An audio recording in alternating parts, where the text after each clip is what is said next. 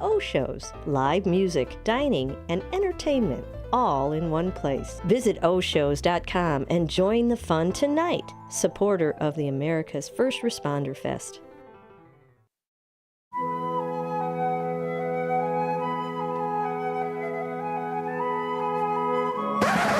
It's time to wake up. Yes! And lock in to On the Rise. Yes!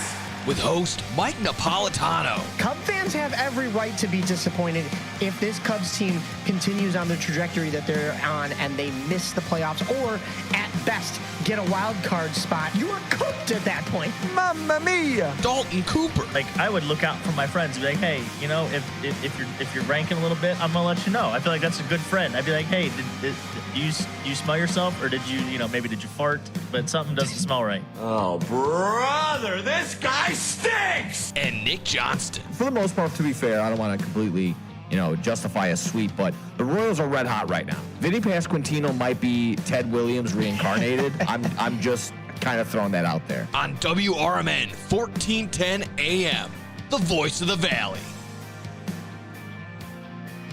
Boy, oh boy, can you believe it? We are back on the air, AM 1410 WRMN, on the rise here on Saturday mornings as a part of your River Media Network Sports Saturdays. Ladies and gentlemen, it feels just like forever. I apologize, 2 weeks ago we had some technical difficulties. We were off the air.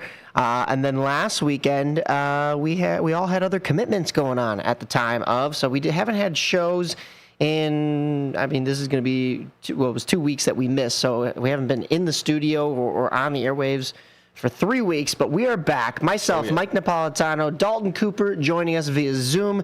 We've got Nick Johnston in the studio. His camera's a little bit frozen now. Oh, yeah. So you'll see down in your... I just did double guns to the camera that doesn't work right now, so. If you're on the YouTube, you're joining us visually. You won't see him on there, but you'll see myself and Dalton repping the South Side. I'll be there later today.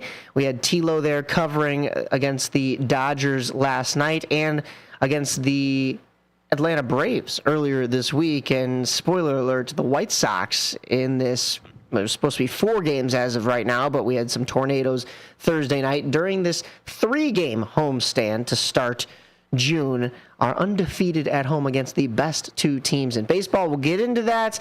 We've got to talk about a goaltender who was the first goaltender ever to make his playoff debut in the Stanley Cup final and win his first 2 games. Undrafted, I think. I think it's undrafted goalie. Was it undrafted? I don't know. I think it's undrafted goalie, yeah. It's a very niche stat, but yeah, it is very incredible what Brandon Bussey is doing in Carolina right now. Yeah, I could have sworn it was just in general first goaltender to make their playoff debut in the Stanley Cup final and win the first 2 games. 2 games? Is it 2? Was that the stat you heard that was also they threw undrafted in front of it? It was. I think the stat I heard was he became the first undrafted goalie in NHL history to start his first playoff start in the Stanley Cup Finals and also win that start. Okay. So I was going with the first 2 games because he's won 2 now. Okay. So It could be. that might just be in history, but that also might have the undrafted tag in front of it. But before we jump into all of the norm, right? Maybe we even have a team on the verge of winning the NBA Finals tonight. How much time do we have today? Because we're going to need it. We're running out already. We got to start out. Gotta start it somewhere. We got to start out with the USA's love for soccer is back. Cue the South Park meme, but it's back. It's back for now. Team USA comes out and starts their World Cup gauntlet. I guess Group D is not going to be that much of a gauntlet, but supposedly it should be easy. But there were some doubters against Paraguay. 4-1 is your final score last night. Team USA gets their first 3 points in their first game in a demanding fashion. And boy, oh boy, off and rolling. It was 3-0 by halftime. You had 2 strikes from Balogun. You had another additional strike early on, but then they had one to close out the game, and that was just a beautiful outside foot, curved one into the back of the net. And, yeah, wow, Gio Reyna in the 90th plus 8 minutes. There was 8 minutes of stoppage time. The only goal from Paraguay, Mauricio at the 73rd minute. Damian Bobadilla gets things started off. And if you don't know the name, it's because he plays for Paraguay, and it was an own goal. So that went off of him. So, I mean, USA, 17 shots. You don't typically see numbers that high in soccer, and 6 of them were on target. 4 of them went in. USA had 63% of the possession. 577 passes. In fact, that 4th and final goal, that was the little exclamation point. They meant business is what they were trying to get across there. I believe there was 21 passes leading up to that goal. So that was incredible. Pass accuracy was 91%. The U.S. did also have fewer fouls, 13, but they did have a yellow card compared to Paraguay, 5 yellow cards. The cards have been flying in the first couple of matches. Were they all taking hydration breaks too? Was that where they were doing it? I didn't see. Were there hydration breaks last night? Oh yeah, they have hydration break. I think the 25th minute is a hydration break. Oh, soft. I think there's one in the second half. I can't remember what it was, but there were also, to your point, there were 3 red cards in the first. You're already match. Jogging for 45 minutes and you need a hydration break. Okay, sure. There's sprinting involved too. Sure. I'll defend them and I'll say I got one hanging on this one. I can't deal with this. I despise this time of year. What? FIFA World Cup in general, dude. Because everyone comes out with their fake nationalistic pride as if this really matters to them when they couldn't tell you a player from left or right. If these guys passed you on the sidewalk, you wouldn't know who they are. This is an absolutely ridiculous time of the year, and I don't want to completely kibosh it, but I will. And honestly, everyone that's crying, oh, Chicago didn't get a game and all that. You know what? From all the videos I'm seeing. And you know what? Honestly, it's a good day that I can't see my face today because everyone's going to be complaining, and rightfully so. I'm glad we didn't get a Chicago game over here because all the videos I'm seeing from everyone acting around, there's trash everywhere. No one's cleaning up after themselves. The last thing Chicago needs is more traffic. So there you go. One less game, less games to worry about. All that crap going over there. Don't need any trash going to the lakefront now. We got one thing to worry about, and that's the Bears. And that's what they're all worried about. They're worried about getting a soccer game over here. Who cares? Who I feel so sorry for the crowd cares? you're yelling at. I really do. Yeah.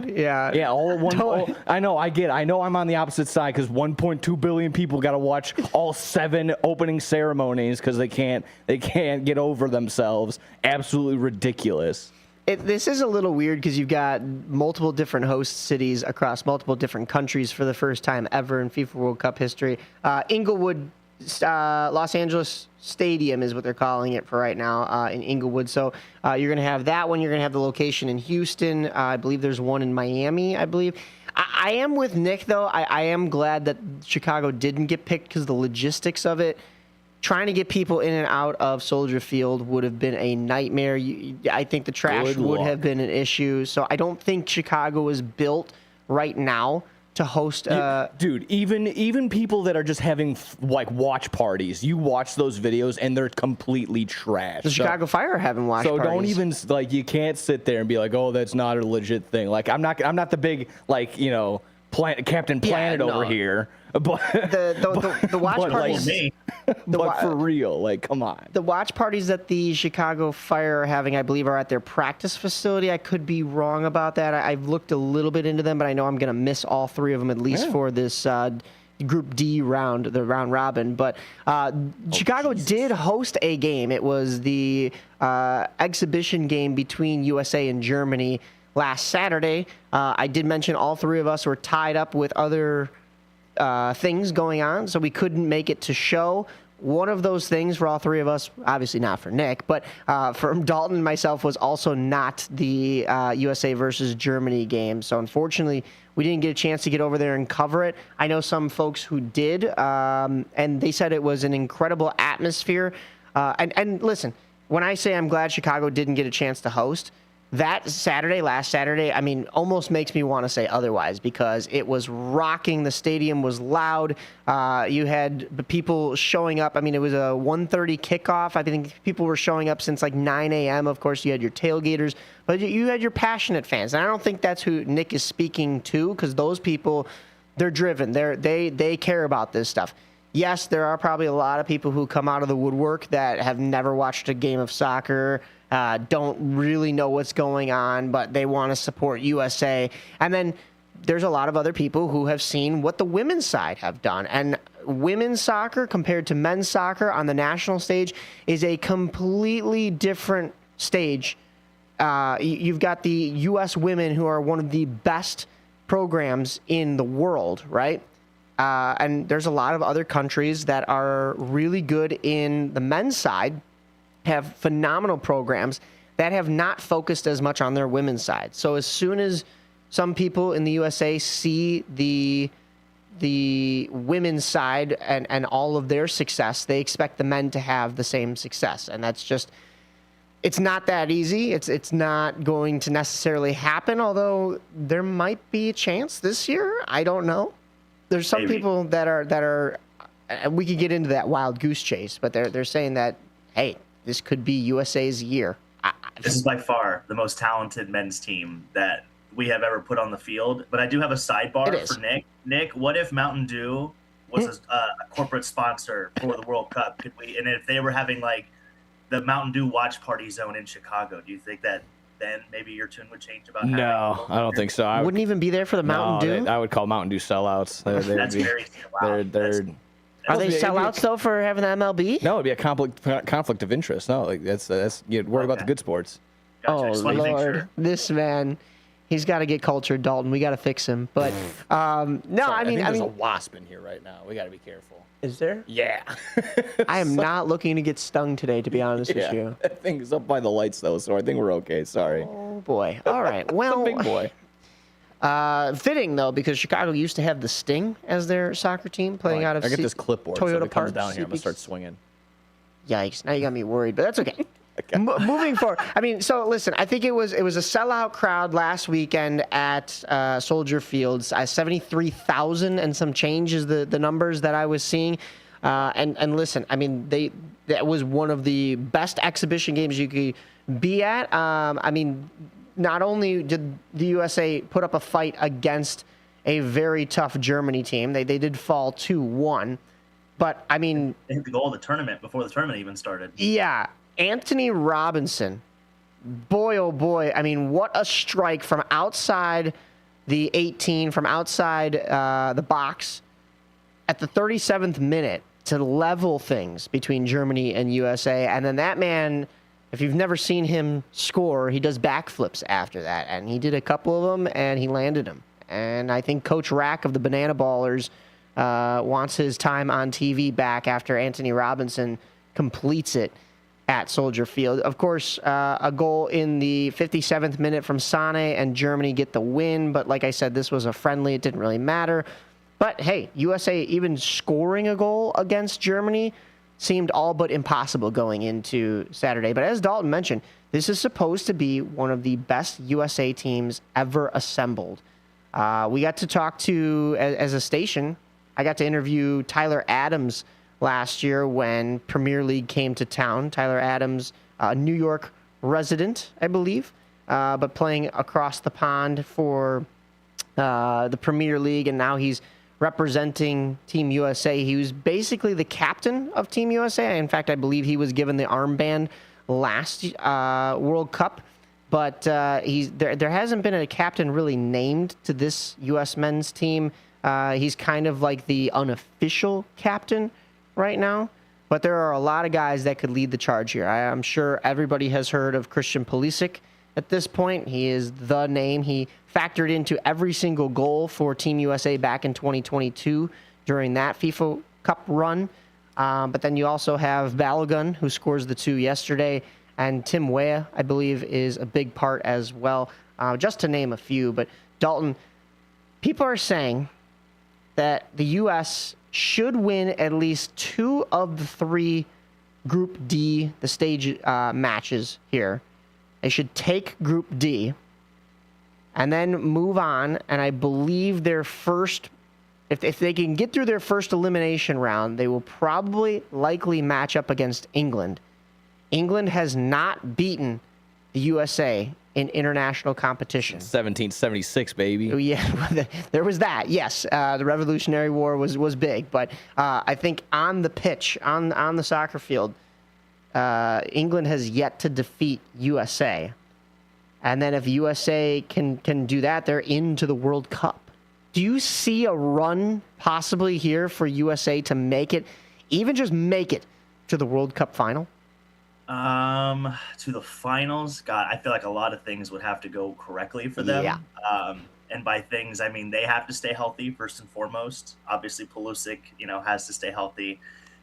They're very susceptible on the back end. That's the only problem, which is really funny because if you think through the years of men's USA soccer, goaltending has always been maybe a strength with the Tim Howards of the world, and the back end and the offense has kind of been something that's lacked. Where this year it's like completely flipped on its head to where our offense is amazing, but it feels like no lead might not be safe depending on the level of competition with this team. So I'm not going to say never. I will say they should win this group. The way they handled Paraguay, they should be able to do the same thing to Australia. I think they play on the 19th. It's either the 18th or 19th. 19th. So forgive me on that. But yeah, and I did see a stat last night too while I was watching at the Wolves game. The 6 times leading before last night, the 6 times the USA has either tied or won their first game of a World Cup, they have gone on to the group to the knockout round. So good start for the boys. Yeah, they should make the knockout round. If they don't make the knockout round now, this is going to be an absolute catastrophe and failure. So they should handle Australia. I think they have Turkey after that, if I'm not mistaken. To go to the finals, though, I don't know. I don't.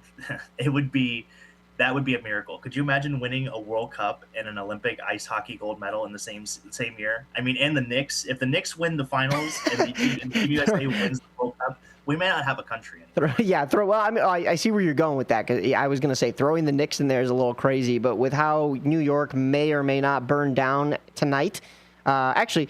I don't know. Were we talking about this last night? I know I was talking about it with Jake Radner.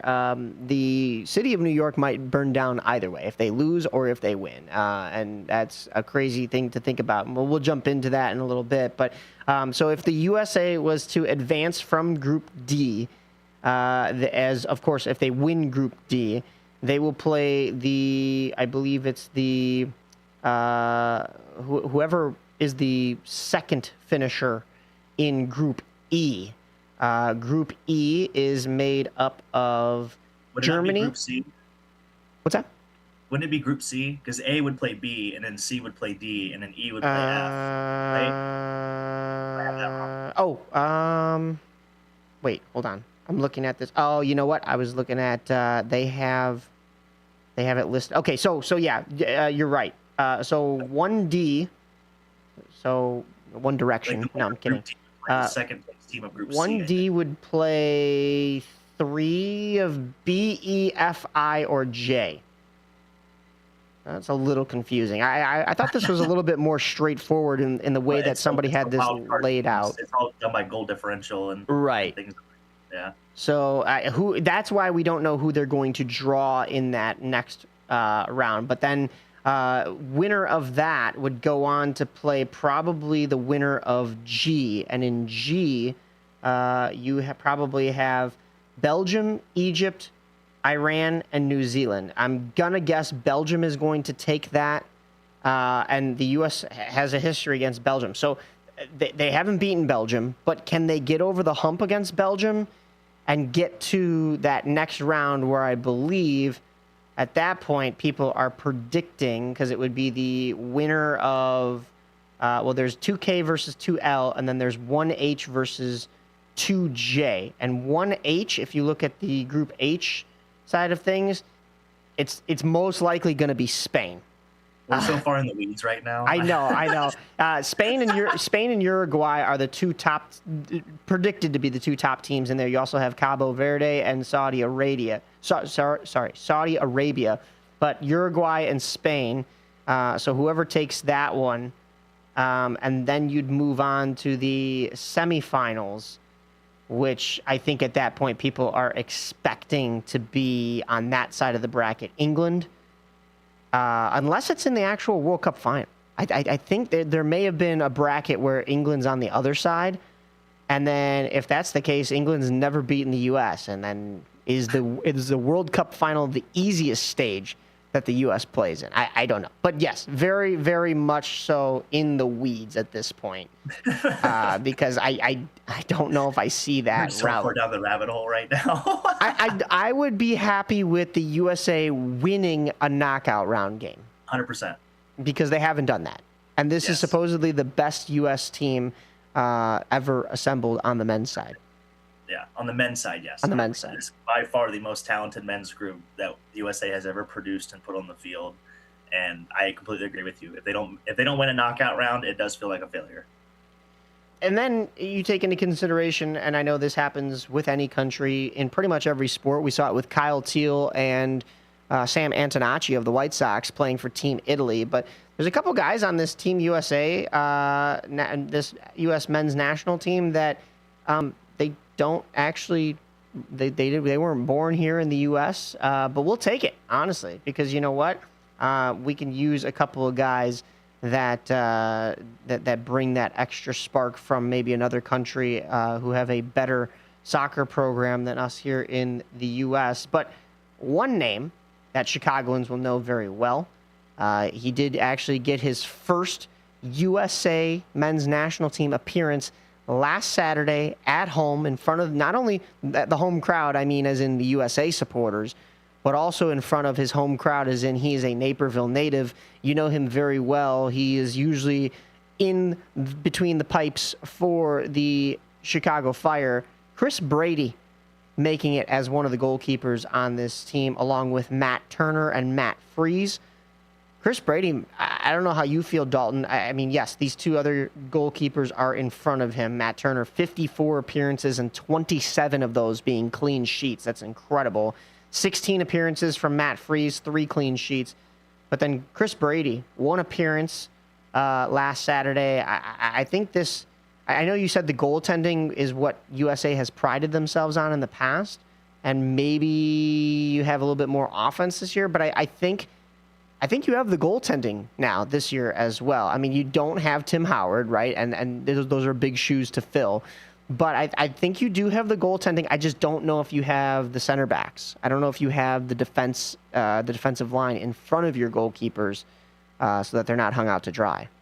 Well, their best defenseman is hurt right now. I cannot remember his name. He didn't play in the Germany expedition. Max Arfsten. Yes. Yeah. Yes, he is by far their best defender. And he's been injury prone. So he's supposed to be the best player really on this team, but he's only made 20 appearances for Team USA in his time being named to the men's national team. And people are starting to wonder, like, is this becoming trying to think of who to compare it to, maybe like a Mike Trout? Like, has the potential to be the great guy, but is kind of like always injured? Can someone explain to me in NBA terms or something? In NBA terms. Who's always injured in NBA terms? Anthony Davis. Derrick Rose? Yeah. We're here in Chicago. Yeah, Derrick Rose would be a perfect comparison. A couple years removed, why it didn't come to my mind right away. Of course, he's retired now, but I don't know if we're going to be retiring Max Arfsten's number if he doesn't make a couple more appearances for Team USA. Yeah. By the way, sneaky game today, Brazil and Morocco. You should definitely watch that one. That is going to be some highlight. I'll watch it during my nap. World-class team. This guy over here. That's why we didn't put the camera on him. It's not because it's malfunctioning. It's because we knew he wasn't going to talk soccer. Yeah. USA has their next matchup at 2 p.m. next Friday against Australia. That is 6/19. June 19th, and then their final match will be against Turkey. That will be on the 25th. So be sure to stay locked in here to On the Rise. We'll keep you posted on the group stages as we get into the depths of the FIFA World Cup, and then we'll maybe talk about who we think is going to win it all. But we've got a couple other championships that might win it all right here. AM 1410 WRMN. Progressive Insurance presents the Sports Flash on News Talk Radio 1410 WRMN.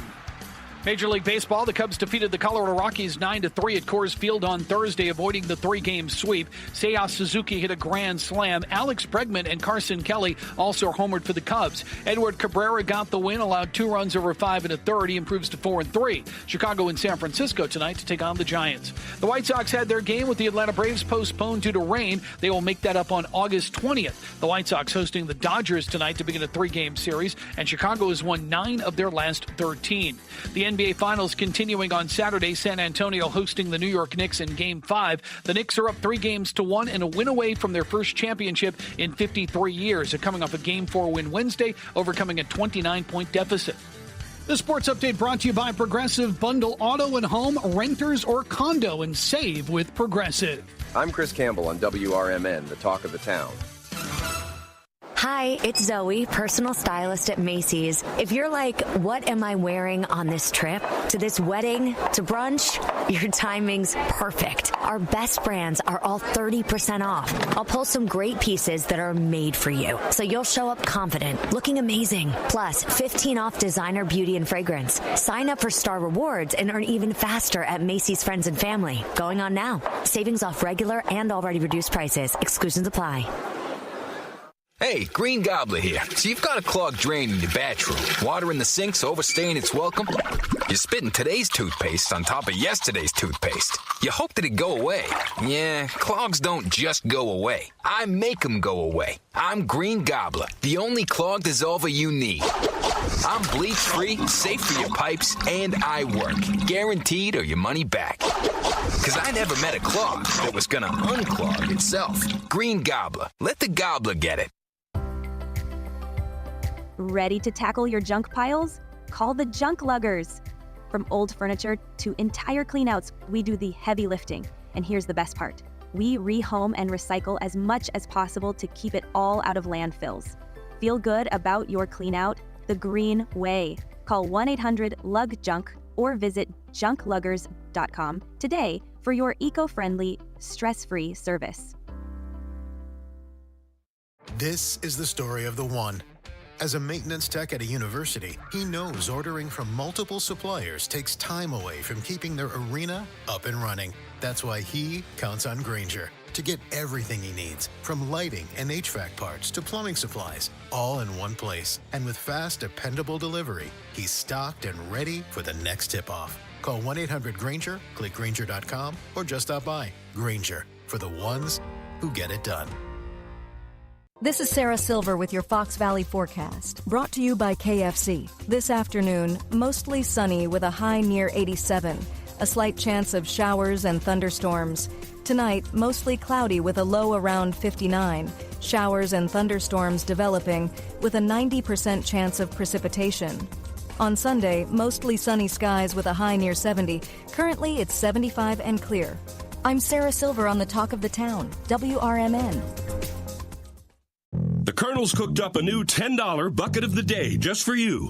Monday, 24 nuggets for $10. Tuesday, 8-piece fried chicken for $10. Wednesday, 10 wings for $10. Thursday, 8 tenders for $10. Friday, 24 nuggets for... Oh, you guessed it, didn't you? $10. Finger licking machine. The $10 bucket of the day deal. Every weekday. Only at KFC. It's finger licking good. Prices and participation vary while supplies last. Not available on third-party ordering platforms. Tax extra.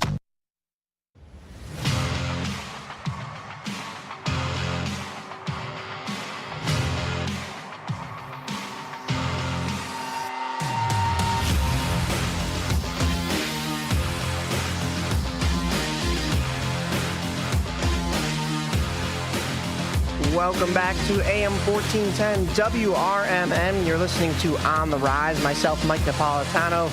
Joining in studio on the board is Nick Johnston. And also joining over Zoom, Dalton Cooper. Almost having a battle here with a wasp. I know, so I told you. It's brutal. It's big. It's giant. It's a big one. Oh, is it after you? It's massive. Oh, no. It's made its way out of the lights and into your heart. It's over by the vent now. We're play-by-play. Duck and cover! Oh, dude, it's like right here. Oh, my God. Yeah. Oh, whoa.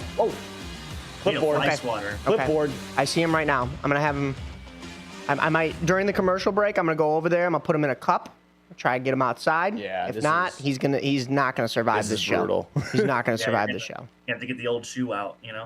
But if you're surviving this show and listening along this with might us, become on the wasp. On the wasp, yeah. If you're surviving, we have so much to talk about. We're going to jump right on into some more sports here. Oh, good. We can talk actual sports now. Cool. All right, get out of here, this guy. Oh my, he's just lost so Only many. 30 minutes in. Oh brother, this guy stinks. No, but Isn't there a race going on or something? Yeah, honestly, yeah. There should have been stock cars, but we got rained out.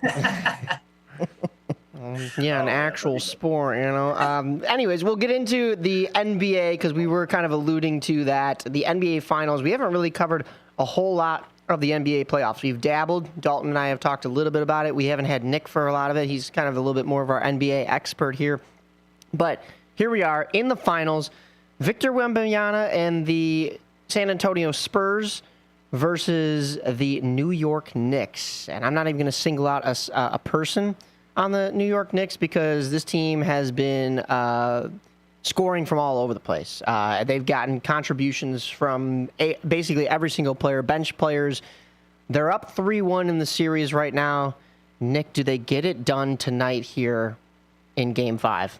I was leaning towards, I think San Antonio gets this one at home still, extends it at least one more game. But yes, I think it ends Game 6 in New York, where it's probably supposed to or feels just right. I mean, even then, it probably could be a little bit harsh. But man, coming back from 29 down in Game 4, like that's absolutely bonkers. Watching that kind of in my peripheral as we're doing Dogs games this past week. Like it was crazy. And then you get home and I pull in and minute 30 left and they're within one. Yeah. And sure enough, Spurs back and forth a little bit, and then the De'Aaron Fox play happens. Oh yeah, that might be. I mean, I don't want to go out on a limb and be that guy, but I feel like that could be if when the Spurs lose this series somehow, some way, which it very much looks like it. This could be like their Bill Buckner play, I don't know, maybe this one kind of on the outskirts, but the Rangers not playing a real right fielder in the 2011 World Series and having Nelson Cruz fumble his way out there. Yeah. That might be their big mess up. Who was I always blank on the man. J.R. Smith. I'm sorry. You remember the J.R. Smith moment where he didn't pass the ball? J.R. Smith was huge. Yeah. J.R. Smith, or the Chris Webber moment, him calling timeout when there wasn't one, or even my last one I'll go with is when the Rays manager calling out his starter when he's having a great game in the World Series, like that could be that could truly be the biggest moment right there. Because what are you doing? You have the ball. That was truly one of the biggest examples of just sit on the ball. They are going to have to foul you. There's nothing else that can happen. There's nothing else that they can do. For those that didn't see, did you want to break it down? What it was? How did that become? It transpired. So Knicks missed their shot. Yeah. Ball tips up in the air. It was a long rebound to get tips away, and then sure enough, De'Aaron Fox ends up coming up with it in transition. Goes over half court, looking like he's gonna lay it up. Stops, does a little pump fake, I believe, and then goes up and gets swatted, of course, and then that ends up being the Knicks' possession on the oncoming play. That was.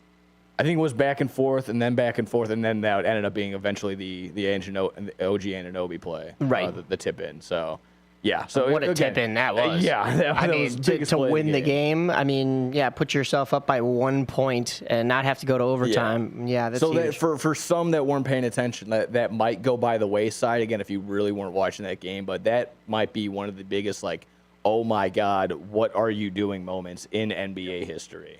And that's such a crucial moment in a finals game to maybe make it 2-2, but now you're looking up 3-1.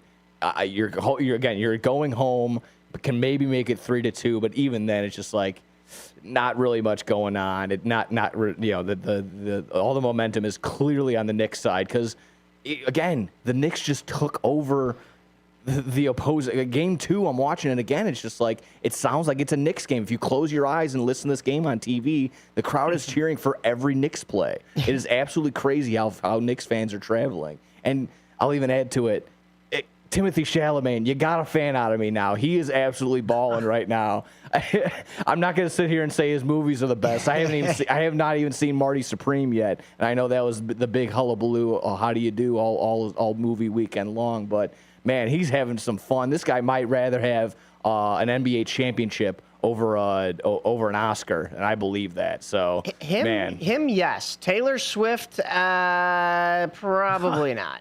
Probably. And I'm also like, I gotta agree with the New York Knicks. What was it, the owner? He's like putting on the halftime shows. He goes, "Yeah, the Spurs gave you a chihuahua on a basketball. We gave you what? Who was it? Like Nicki Minaj or whoever it was? I can't even remember. Cardi B. Thank you. Cardi B. Yeah, because it was Cardi D. If you think about it. Yeah. It's per Shaq, right? Yeah. No, Chuck. It was Charles Barkley. Oh, yeah. You're right. It was Charles Barkley. That was.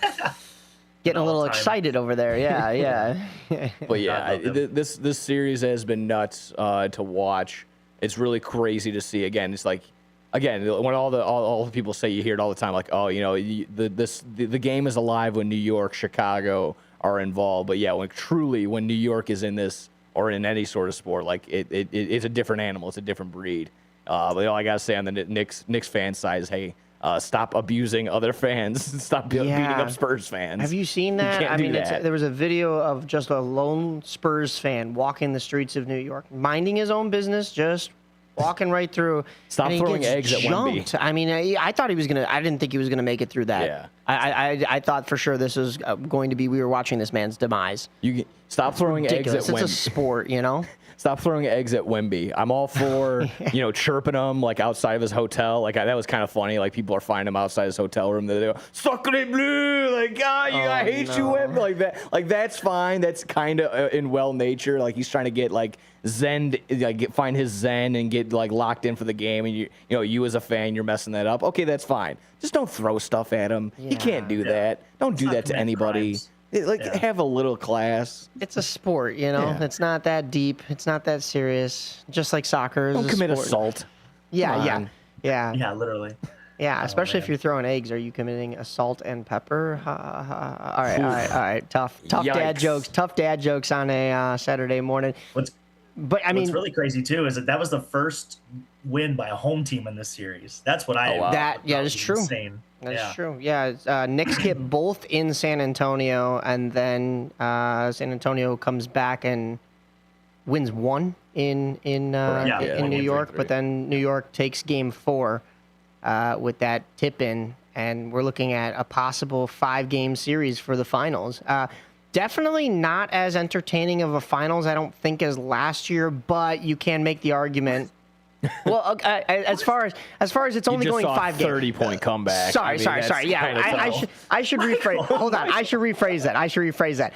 And you have more star power, I would argue, this year than you did last year. Like Wemby is arguably the biggest star in the league, I would say. Yeah, but literally and figuratively. But there was a poll that came out earlier this week, especially for Chicagoans, who is more overrated, PCA or Wemby, and we can get into that. But listen, I should rephrase that. I shouldn't say it hasn't been entertaining or exciting.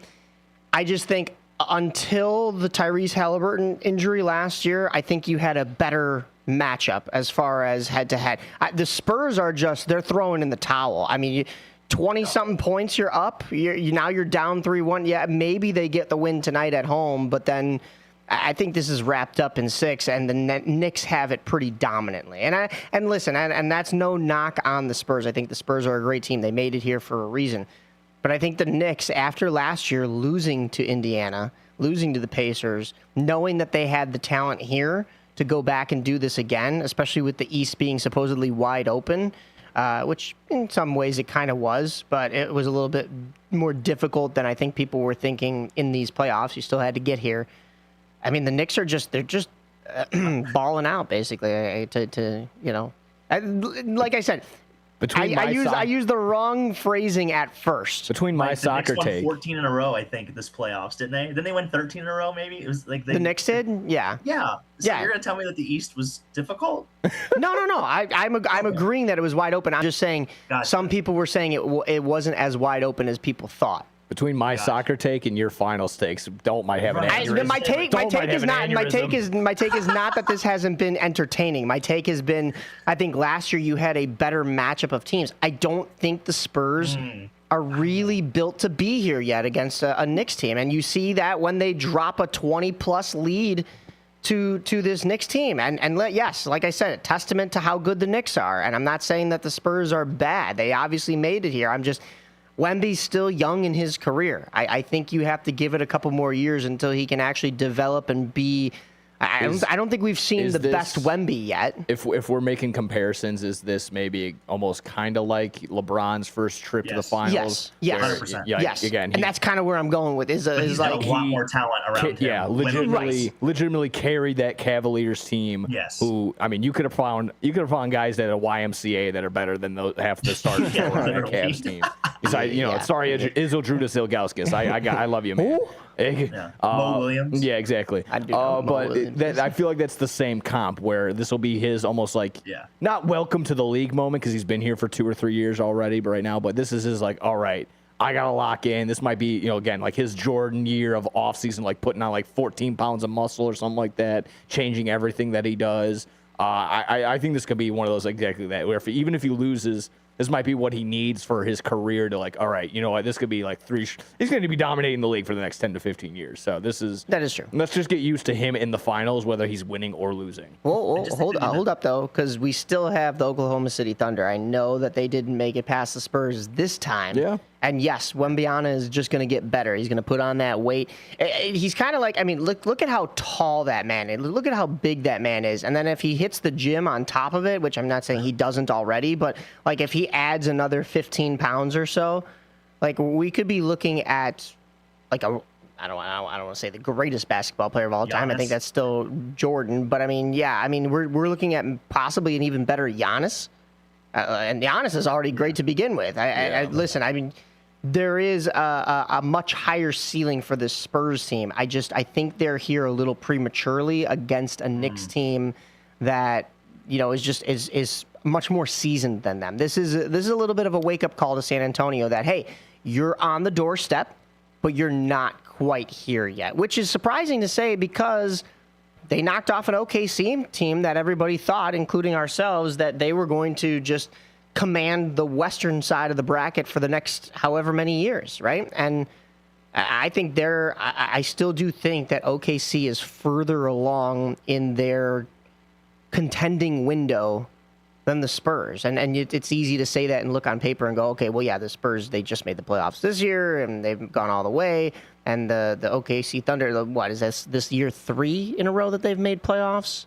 Yeah. So, but I mean, like, I'm not just looking at the paper and saying that. I'm saying it from a standpoint of I think there is a much better core already developed at OKC. I think this San Antonio core is still young. It's there. It's being developed. They're getting a lottery pick too. Right. Yes. And losing in the semifinals. Yeah. And you also have to remember too, the starting lineup for the Spurs is literally on average younger than the starting lineup for Michigan, who just won a national championship in the NCAA tournament. Right. So I did see that. I did not. That's think about absolutely that for a minute. bonkers. So we've got a while. The biggest thing that I've noticed too in the finals is the San Antonio has got to find a better way to manage Wemby's minutes on the floor because he played 44 minutes in Game 3. You could tell, like halfway through that fourth quarter, man, he was gassed. Like he had nothing left. So they definitely have to find a way to manage that moving forward if they're going to have any chance to beat the Knicks. And a big man like that, like you can't gas him. Otherwise, he's basically nothing to. He's just a pylon out there, basically, right? I mean, I'm not saying. I mean, he's still that rim though, boy. Yeah. He's you're not wrong. He's still putting up the things he can on defense and stuff like that. But yeah, I mean, think about you ever hear that thing where like people talk about like gorillas, about how bulky and big they are, and they don't even lift. Like, they don't even go to the gym like humans do. Like, can you imagine, like we were talking about, Wembanyama putting on the extra 15 pounds? Like, he still could. He's 22 years old. And he still could. This is a man, for Chicagoans, to make a comparison here, he got drafted at the same time as Connor Bedard. And they did that whole, they did a thing together where they did like a jersey swap and they sat down and had like a conversation with each other. Look at where Connor Bedard is. And listen, I know hockey's a much different sport as far as how you have to build a team and stuff like that. But look at where the Blackhawks are and Connor Bedard is, and look at where Victor Wembanyama is. I think they're both developing at about the same pace. I just don't think you see it as much with Connor Bedard because he isn't sometimes always being the flashy guy. I think he does a lot of the little things right. He's had a couple of injuries, and the team around him is the biggest thing that they're just not there yet. But can you imagine if there was a somewhat formidable team around Connor Bedard right now and the Blackhawks made the playoffs this year? They wouldn't have gone far. So that's not only a testament to the Spurs, as much as I've just, some people might think I was trashing them, but it's a testament to the Spurs that they've made it this deep in the NBA playoffs into the finals. But also it shows how, you talked about Young being younger than Michigan, but young and inexperienced in some ways that they are. They're just getting here. Yeah, all the talent in the world doesn't give you 10 previous playoff runs if the history books didn't write it as so, right? That's a hard comp only because obviously, it's very different sports, obviously. Right. But even coming up at the same time. Even in terms of star power right now, like we just said, like Wembanyama is essentially the star of the league. If not, he's top 3. Like as much as we want to say Connor Bedard is becoming the rising star or is almost the face of the league, and here comes this wasp. I know. I'm looking too. I just can't give that to you just yet. Like obviously, like and with Connor Bedard, like you've got Celebrini, Celebrini. Yeah, like, there's a ton of guys ahead of Bedard in terms of like I said, even if like I said, maybe like yes, he probably is still developing. I'll give you that for sure. But again, just star power, like Connor Bedard just isn't there just yet. You want him to be, he just isn't there just yet because he's not carrying the team like he's supposed to. The organizations are completely different, right? Like look at the history of San Antonio, who was an expansion franchise and hasn't been around really that long, and they've already had the track record of success. Obviously they've had some final years success to get Wemby, but the Blackhawks have been around for 100 years, and they've only been relative for 5 of them, So I think that says a lot too, just the stableness of the organization behind the player, but. Just to speak on the experience part, just kind of what Nick said, like you would think that, De'Aaron Fox would know better in that situation because he is like the old guy of this team. Yeah, that's what was really surprising too, is just he didn't know the situation, and that is just shocking to me as the old man on this team. Yeah, the unk. As much as we've just talked about how young they are, the irony is it's the veteran that makes the mistake like that. It's the 28-year-old that should know better. Right. 100%. No Did doubt. you know also the 14 3-point the Spurs made 14 3-pointers in the first half of Game 4, and that was an NBA Finals record for 3.5, and they also scored 76 points in the first half, which was the most ever by a road team in Finals history, and tied for the third most by any team in a Finals first half. So I did see that 76-point stat. This meltdown, insane. Do you think there's the factor? Maybe we brought this up before. Is there a factor of the? This kind of went viral too. The 1.5 miles, almost 3 miles or something like that, that the away team has to walk up to MSG. Oh Lord, yeah. I think that everyone always says like that's like the MSG experience. Go ahead and do that, and then everyone's always. Then I guess they turned that into. Is that now like a competitive advantage that the Knicks get an elevator all the way to the top, while the away players have to walk almost like X amount of miles to the very top on an incline? I'm like. I guess, but I wouldn't look too deep into that. But yeah, I think it's kind of fun. I do have a question for the group though. Is there any shot? What percentage of a shot would you give somebody other than Jalen Brunson winning the MVP? Ooh, that's good. Ooh. I don't know. Because right now I think it's about 60-40 right now. I think it's about a 60% shot Jalen Brunson wins it. And I think it's about a 40% chance someone else does. Okay. Who's your someone else though? We could go with OG, or you could go with Cat. Cat's kind of a long shot right now, but OG has definitely left his mark on this series. He's very noticeable on both ends. He plays defense much better than Jalen Brunson does, obviously. And then obviously Brunson carries the offensive load. But OG had 33 in Game 4, and he had the game-winning bucket. So, and he's won a championship before. See that, and it is a little different from hockey. Conn Smythe goes to best performer in the playoffs, right? And we're talking about Finals MVP, just the absolute finals. So I could see that, but I don't know about you. I think it still goes to Jalen Brunson. Yeah, I would lean Brunson unless Karl Anthony Towns has and it would have to be all in this one game. But just again, that would be the case for sure. But.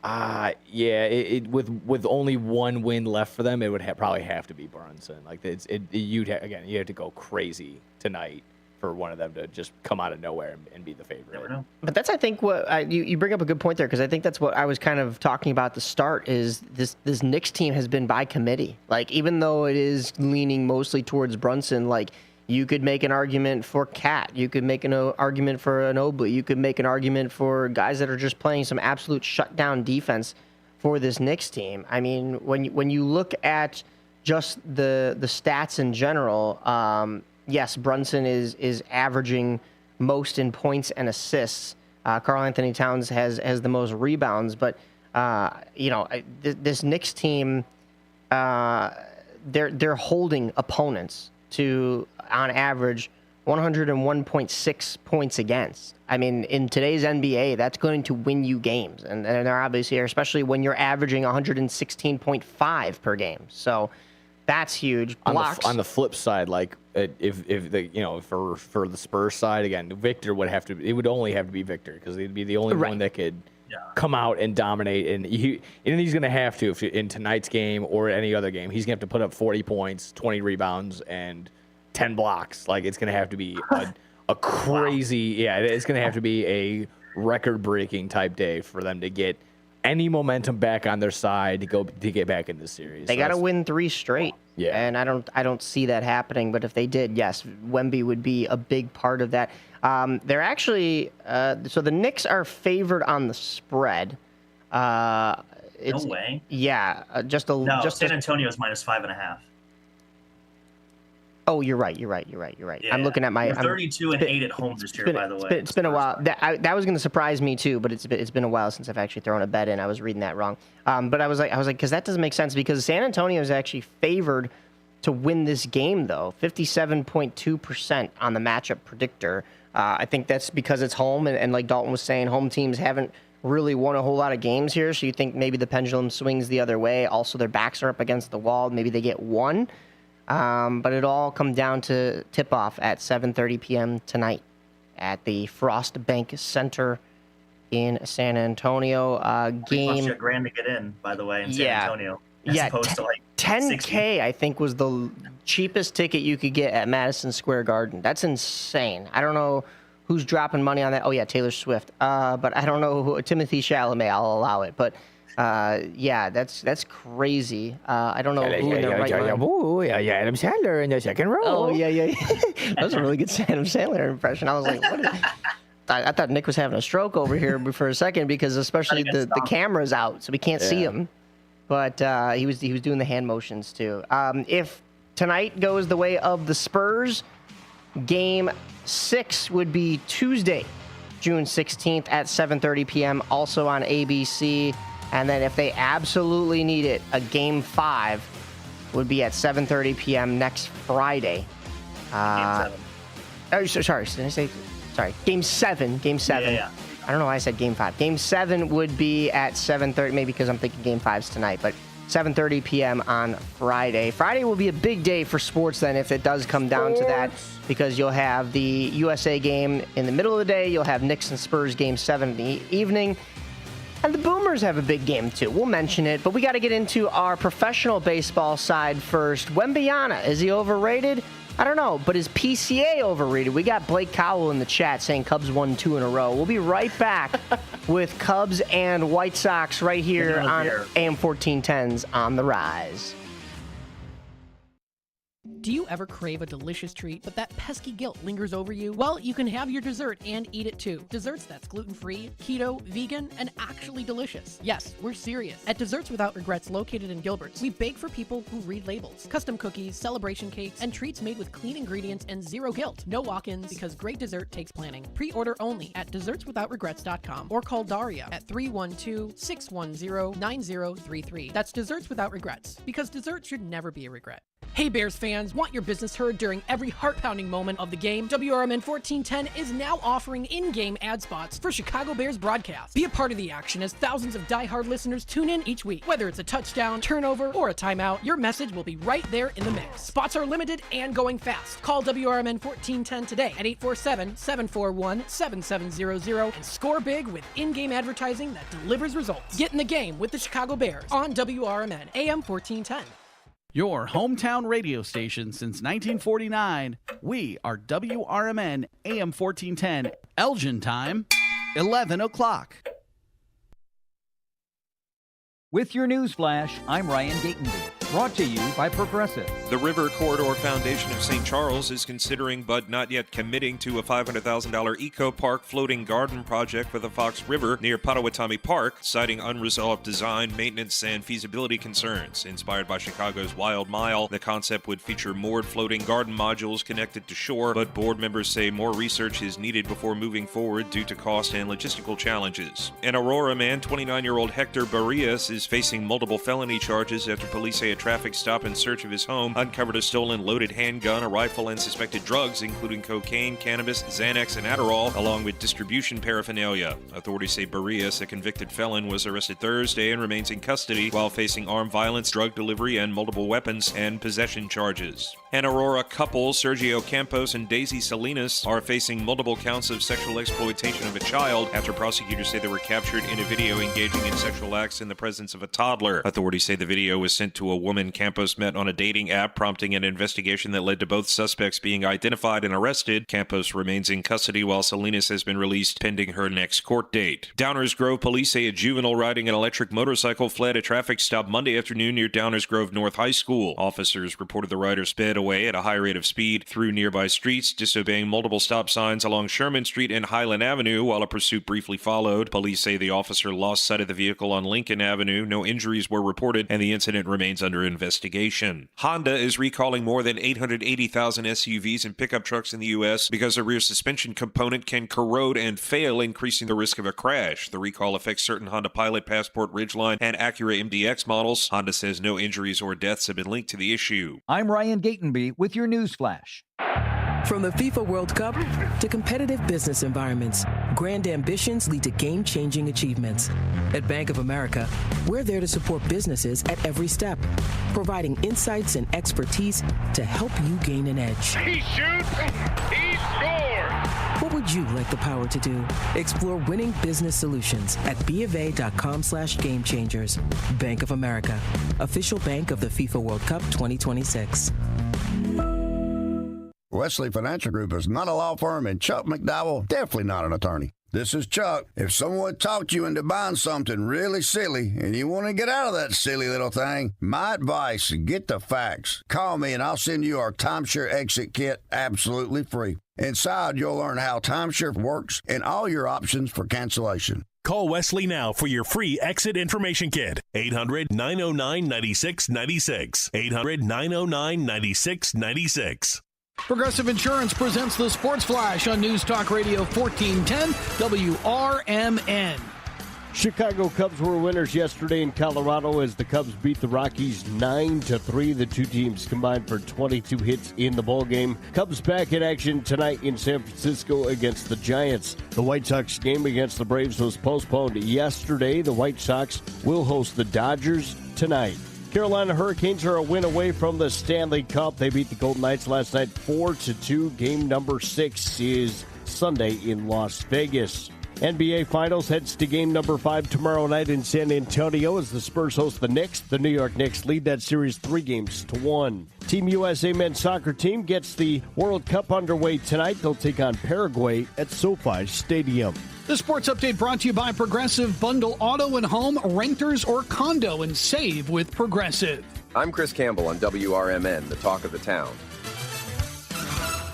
This report is sponsored by IBM. As the pace of AI accelerates, CEOs are rethinking how their leaders. This is Sarah Silver with your Fox Valley forecast, brought to you by KFC. This afternoon, mostly sunny with a high near 87. A slight chance of showers and thunderstorms. Tonight, mostly cloudy with a low around 59. Showers and thunderstorms developing with a 90% chance of precipitation. On Sunday, mostly sunny skies with a high near 70. Currently, it's 75 and clear. I'm Sarah Silver on the Talk of the Town, WRMN. The Colonel's cooked up a new $10 bucket of the day just for you. Monday, 24 nuggets for $10. Tuesday, 8-piece fried chicken for $10. Wednesday, 10 wings for $10. Thursday, 8 tenders for $10. Friday, 24 nuggets for... Ooh, you guessed it, didn't you? $10. Finger licking machine. The $10 bucket of the day deal. Every weekday. Only at KFC. It's finger licking good. Prices and participation vary while supplies last. Not available on third-party ordering platforms. Tax extra. Since 1960, Fox Valley Fire and Safety has been dedicated to caring for our customers and protecting our community. What began in a family basement with just 2 employees has grown into a team of more than 300, supported by nearly 200 service vehicles. But our mission has never changed. We're here to keep the people and businesses we serve safe.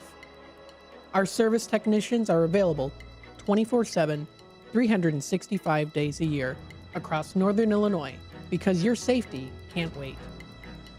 To learn more, visit foxvalleyfire.com or call 847-695-5990. A proud member of the Elgin Area Chamber of Commerce, supporting the local business community.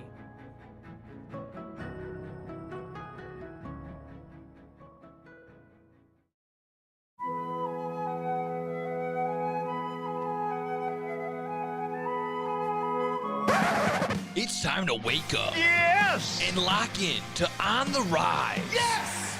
With host Mike Napolitano. Cub fans have every right to be disappointed if this Cubs team continues on the trajectory that they're on and they miss the playoffs, or at best get a wild card spot. You are cooked at that point. Mamma mia! Dalton Cooper. Like, I would look out for my friends and be like, hey, you know, if you're ranking a little bit, I'm gonna let you know. I feel like that's a good friend. I'd be like, hey, did you smell yourself, or did you maybe did you fart, but something doesn't smell right. Oh, brother, this guy stinks! And Nick Johnston. For the most part, to be fair, I don't want to completely, justify a sweep, but the Royals are red hot right now. Vinny Pasquantino might be Ted Williams reincarnated. I'm just kind of throwing that out there. On WRMN 1410 AM, the voice of the Valley. Welcome back in AM 1410 WRMN's On the Rise. Myself, Mike Napolitano, alongside Nick Johnson on the board. We've got Dalton Cooper joining via Zoom. And you can follow us on all of our socials. That is WRMN on Instagram, on Facebook. You've also got the On the Rise accounts on both of those, plus on TikTok. And you can follow that on X as well. You can follow us individually from there. But we got to jump into some baseball, gentlemen. If I told you that there was a team that had 2 10-game winning streaks in the first half of the season, but a 1, 2, 3, 4, 5, 6, 7, 8, 9, 10-game losing streak as well, you'd be like, wait, whoa, that's, first of all, you'd tell me that that's never happened in the MLB before, because it hasn't. You've never had a team with multiple 10-game win streaks and a 10-game losing streak. And that's not a stat you're proud of, because 2 10-game winning streaks, you had a command on your division. And that division, the NL Central, this team that I'm talking about, the Chicago Cubs, what is going on? We do have a caller joining us. We did. Oh, we did.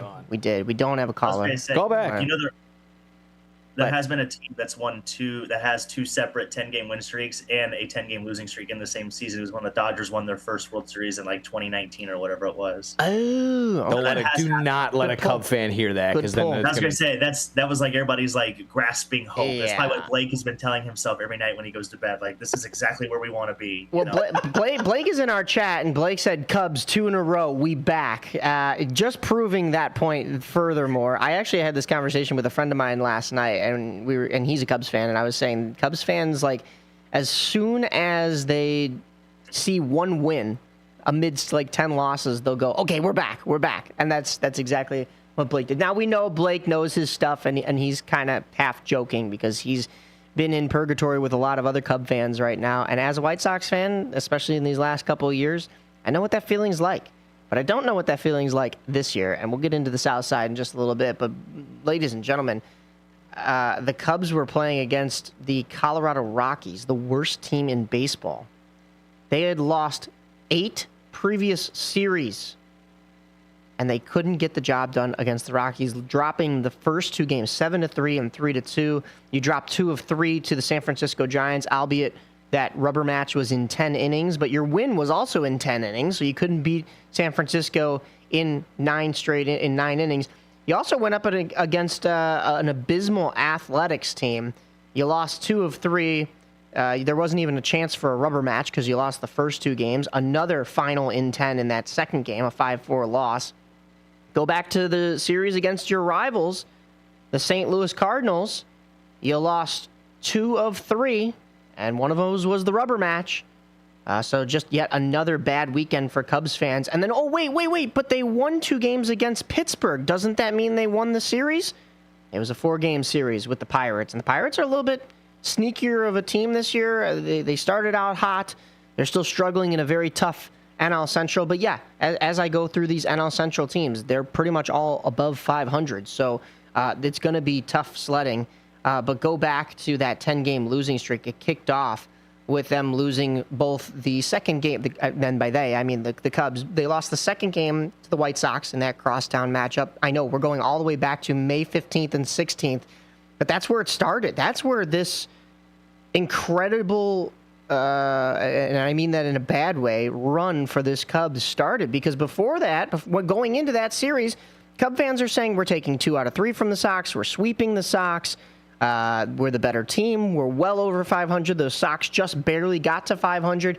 And ever since then, it has been opposite. The White Sox take that rubber match with the Edgar Carroll walk-off, and the Milwaukee Brewers sweep them right after that. The Houston Astros sweep them right after that, and you only win the final 2 of 4 against Pittsburgh. So there was that 10-game losing streak right there, and it felt like Cub fans were never going to get out of the bottom of the barrel, basically, right there. Crazy.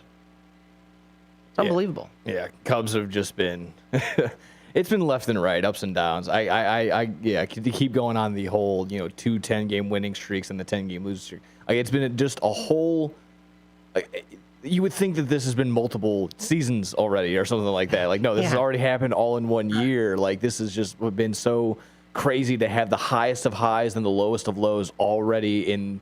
It's not even the middle of June, or it's coming up on it right now, essentially. But yeah, this is absolutely bonkers. The season that they've had. I want to say that there's a quick fix, but truly, it's just a matter of Bregman needs to not hit. He needs to hit more than just singles. Yep. He needs to just hit more and better and be on base. That's what you're paying him for. Yeah, he's just simply not doing the things that he's getting paid for. I'll give it to him. Yes, of course, injuries and their pitching staff hasn't been there, but you can make a move right now. There's definitely someone out there you can go get. I'm sure it can be maybe the other Florida Marlins pitcher that you could have went and got. Maybe Sandy Alcantara finally gets a call to someone. He's going to be good trade bait sometime this year. But yeah, I don't really know what the trade is necessarily, or the call up, or the move that gets these Cubs going and getting right. Because right now, looking up, they're 8 games already behind in the NL Central, which has been a gauntlet all year, and it doesn't seem like it's going to change anytime soon. So it's definitely a matter of, hey, show up, start scoring, start winning. Or you're just going to you're going to keep falling behind to the Brewers and the Reds and hell, maybe even the Pirates now. You're behind Milwaukee 7.5 games. So yeah, basically what Nick was saying, basically almost 8 games back. Brewers leading the charge. St. Louis is 5 games back, but St. Louis has been humming. St. Louis has been absolutely on a tear as of late. Tarps off. It's those tarps off, baby. It is the tarps off, and it's been caught on by the whole rest of the MLB, at least here in Chicago. It happened last night in the Dogs game, too. We had tarps off of the Dogs. There's a tarps off section at the... There was a tarps off section at the Wolves game even last night. It was like 5 guys, but, I mean, you count it. I can't believe that's my best video thus far, because we've talked to some incredible talents like Jackie Bradley Jr., Ryan Howard. Here in Chicago, I talked to Tristan Peters. We've interviewed coaches and players galore, and yet I take my shirt off in one video. Shirtless dudes. That's what gets the algorithm 27K views and 500 and some that's what are we doing? The internet is not real. You should be proud of that body. I am. Guns. I am. I could be a little bit better, but next time, ask Jackie Bradley Jr. to take his clothes off. I don't know what else to tell you. I don't know what else to tell you. I do have a hot take for you, Nick. I think you've got it backwards. I think the Cubs are sellers. I don't think they're buyers at the deadline. I think wow. I don't think it's getting. You don't think they turn it around, huh? No, I think I don't want to. I don't know how I'm going to say this and not sound crazy, but I think the only way for Jed to save his job is to sell what he has now and get something in return that he can be like, this is what we're going to do moving forward, because everything he's done up to this point has not really worked out the way that, first of all, that Chicago thought it was going to, and second of all, the way the fans thought it was going to work out, because like you said, the biggest crux to me is that you signed Bregman for, what was it, $175 million or whatever it was. And then you had Matt Shaw ready to go, who is every bit of probably as good as defender as Bregman. And we were a little worried about the bat coming into this year. I almost feel like Matt Shaw would have been the better play at this point, just because he would have given you probably at least better power numbers and slugging numbers. But obviously you can't predict who's going to get injured. But right. Yeah, I think this team sells. I don't see them buying. I don't see a reason for them to buy. They're decimated with injuries. What's your move then? Is it? Well, you have Ian Happ on an expiring contract. I think he's a free agent going into next season. I believe so.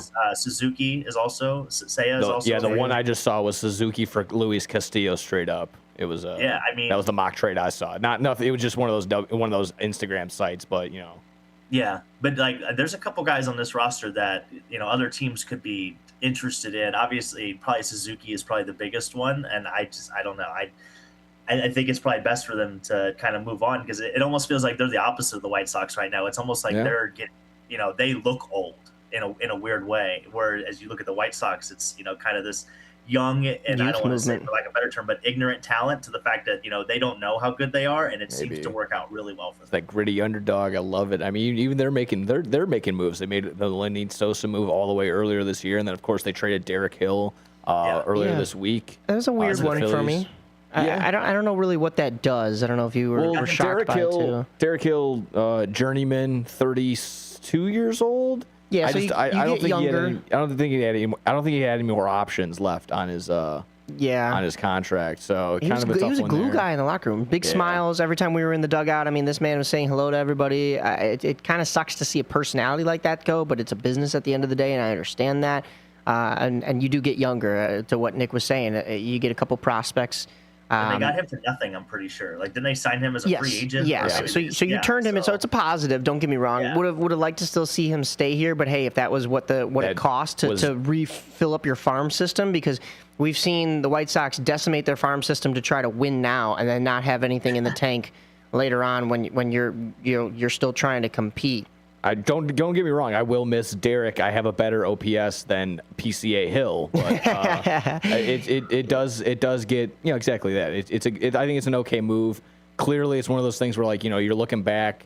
Chris Getz has been making some good power plays, and I'm liking you can't go wrong there. So keep going, keep doing what you're doing, big dog. We'll jump into the only thing that he's done wrong. Sorry to cut you off, Mike. I think the only thing Chris Getz has done wrong since he's taken over was trade Garrett Crochet. I think that's the only bad. That's how we got Mydroth and Montgomery. Montgomery, and there was two others. And Teal. I think you've won that trade. As good as Garrett Crochet is, I understand. That was more of a trade of he's already developed in a way where he wants to compete now, and your team isn't ready to compete now. So you have to. Once again, fill up the farm system, get some talent, get some prospects, and you did that. And, hey, those prospects panned out, I think, faster than they expected, but so is the rest of this team. As much as I love a Cy Young candidate that's going to be there year in and year out getting almost 200-plus strikeouts a year, I do like 3 glue guys that are going to be there and consistently hitting, consistently being a part of the squad. Again, I love just the attitude that Chase Maldroff brings to this team. So, and this is a guy that I said this Garrett Crochet trade looks a lot like the Chris Sale trade, and here we go again. We're trading our top lefty ace for a number of prospects that may or may not pan out, and there might be injuries. And So far, I've had to eat my words on it thus far because, like we said, Chase Meidroth kind of, there was. Chase Meidroth kind of came out of nowhere. And I mean, I think we expected Kyle Teal to be one of the top prospects and do what he has done when he hasn't been injured thus far, like he did on the World Baseball Classic stage. Would like to see him finally on this team. But then even, who else did we get in that? Oh, it was Braden Montgomery. Braden Montgomery, I mean, look at what just happened this week. And we're going to get into White Sox. But before we jump over to the exciting week that the Sox have had, I have one kind of question to pose to you guys. And I know it's kind of the easy route to compare the two Chicago teams. But the White Sox just went through a rebuild 2018 to 2019. Well, I mean, it kind of mostly started 2016 through that. But they had that core that everybody, I think the consensus is the fall off of this core needs to be studied, right? You had your Tim Andersons and your Eloy Jimenez's and your Luis Robert Jr.'s and the Grandals, and wow, this team was destined for greatness, and this team, we need to study how quickly this downfall happened.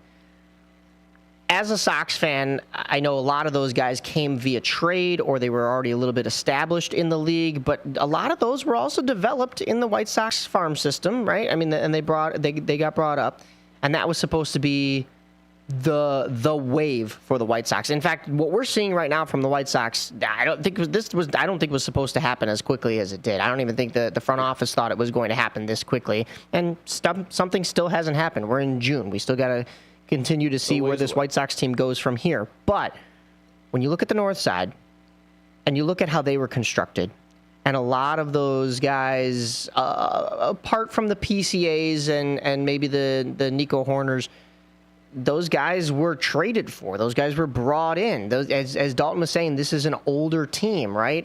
They're starting to look older. They're definitely older than the White Sox. They're starting to look older than when we first looked at this Cubs team a couple years ago and said, oh, yeah, they're destined to have another championship window here or another playoff window at best. They bring in Craig Counsell. Is this the start of as catastrophic of a fall-off as the White Sox just had? And do you think, I know baseball fans are passionate, and both Cubs and Sox fans can go to doom and gloom very quickly. The emotions swing like a pendulum. Do you think this is an even bigger fall off if the Cubs continue on this trajectory? Wow. I don't think this turns into a 40-win team. Right. Yeah. They're not. I don't think they're going to lose 121. Yeah. But with the expectations that were there. Yeah, I can see where you're going with it. I could. Man, that's even tough. Maybe still hovering around 500, but yeah, they can probably be on their less competitive side for the next, 3 to 5 years if they don't really, get back into shape and show some sort of fight. I think their biggest problem too is they don't have a farm system, right? They don't have a single prospect in the top 100. And I think when they brought up, there's one pitcher, I believe.